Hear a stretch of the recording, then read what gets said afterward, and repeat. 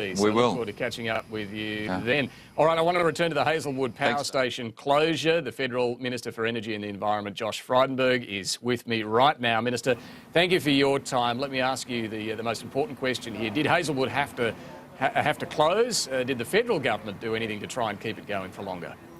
Look, the company has made it very clear that they took an independent commercial decision to close at the end of March next year, and it's a very sad day for all those workers, for their families, and obviously for the Latrobe Valley, because for more than 50 years Hazelwood's been an institution in the state of Victoria, supplying up to 22% of its electricity and about 4% of the national electricity market supply. But the key point here is that the Labor Party at a state level has pretty much driven the companies out of town and driven the closure of Hazelwood at this point. In the most recent budget for Daniel Andrews, he tripled the coal royalties that needed to be paid across the state. This meant more than $20 million, an increased impost on Hazelwood each and every year. You heard from the current Minister for Energy in Victoria, Lily D'Ambrosio. And that was a key factor, was it, you believe, in the closure? It's a factor because the company made clear in its statement that it looked at the commercial environment currently and going forward and took a commercial decision to close. Now, Lily D'Ambrosio, the Energy Minister in Victoria, David, has said when she was in opposition that it was disgraceful that Ted Baillieu had kept open Hazelwood. And we also know that Victoria has pursued a renewable energy target of 40%, given that it only has about 12% energy supply from renewable sources today. So the companies, ENGIE and Mitsui, saw the writing on the wall with the Daniel Andrews government.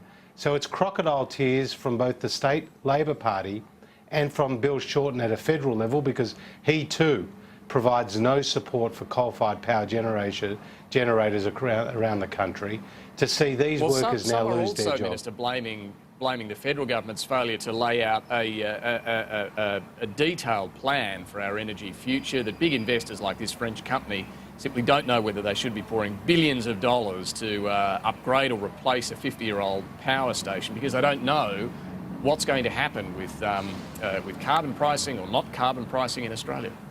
Well, they absolutely know that we have a 23.5% renewable energy target, whereas the Labor opposition have a 50% renewable energy target. And it doesn't take Einstein to work out, David, that there's going to be greater capacity for coal-fired power under a 23.5% target compared to a 50% target, which is what Bill Shorten has. So, the government at a federal level has provided support for generation supply, be it from coal, be it from renewable sources, be it from gas, or be it from hydro.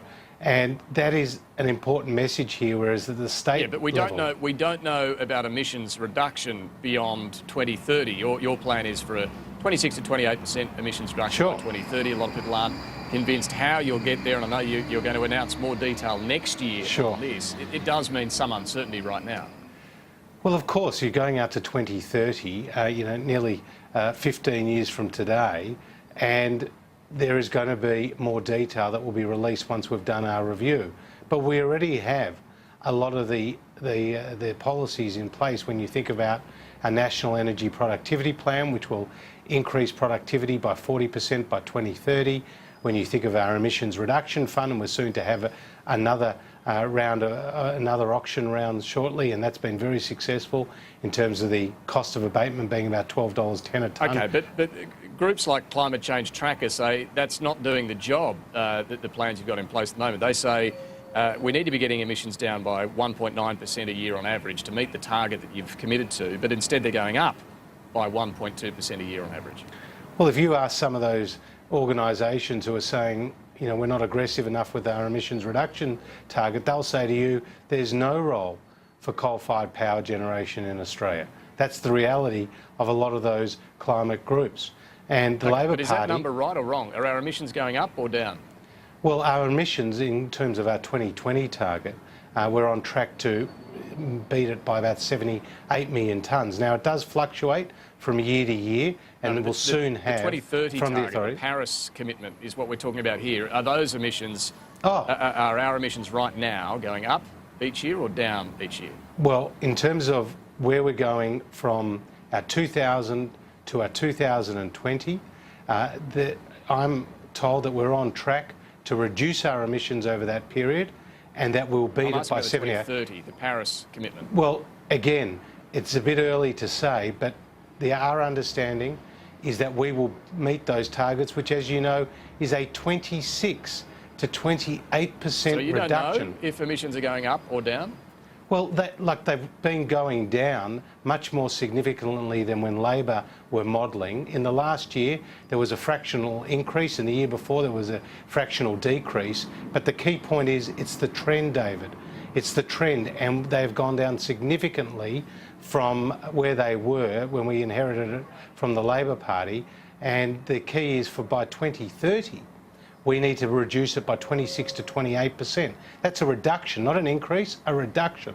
And what I'm saying to you is we will have the policies in place to meet our Paris targets. And the best advice to me at present is that we're on track to meet our 2020 targets and to beat them by 78 million tonnes.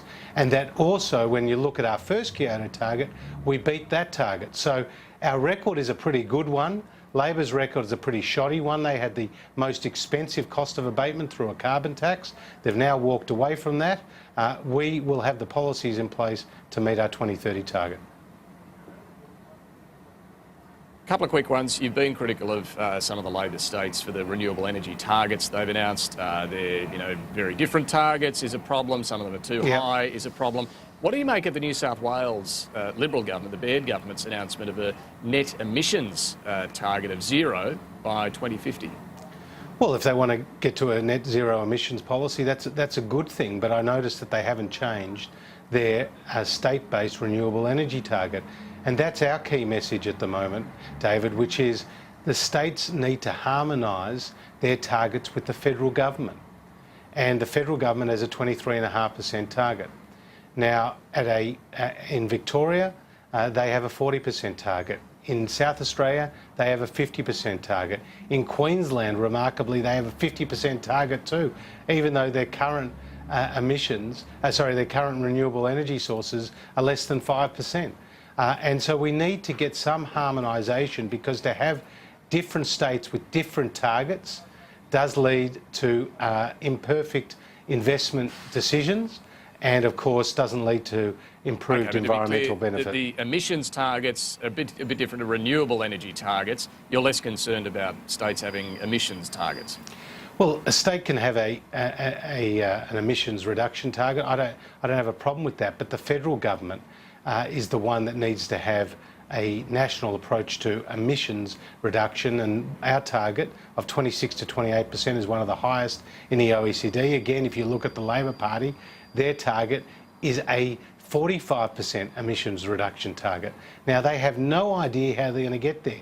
And the asset needs to go onto the Labor Party to explain the detail of their policy, because they went into the last election campaign telling us that they will release the detail in October 2017. I mean, that's a year after the last election, right, and we don't have their detail. A final one, just quickly. Just coming back to Hazelwood, everyone's got a different number, it seems, on what the impact will be on power prices. Sure. Some saying 4%, some saying 25%. What's your view? Well, you have to differentiate between what is the wholesale electricity price and actually what is the impact on retailers and households, because in the wholesale price only makes up around a quarter of actually what the household price is, because you've also got poles and wires distribution and transmission, you've got green energy programs, and you've also got retail prices. So the Victorian government has put out that the increase could be between 4 and 8%, up to $86 a year for a typical household bill, which is about $1.65 additional a week. Our numbers are quite similar to that, David, but the impact on price will be an upwards impact, and that is what has to be explained to the public. And there will also be broader questions too about energy security. The best advice to me is from the Australian Energy Market Operator is that there will continue to be a reliability of supply, but that will depend on how the market does react, and we will have to watch very closely to ensure that the system remains stable, particularly after what we've seen in South Australia. But this is a major event today with the closure of such an important power generator in Victoria. The federal government, the Turnbull government, has made a very significant contribution to the jobs and regional support package with a $43 million announcement today. We stand ready to help the workers. Well, Bill Shorten is really only worried about putting them out of work. All right, and we know there are some big decisions that come on the future of the energy market. We'll look forward to talking more about that over the months ahead. Federal Minister for Energy and the Environment, Josh Frydenberg, appreciate your time this afternoon. Thank you very much for that. We'll take a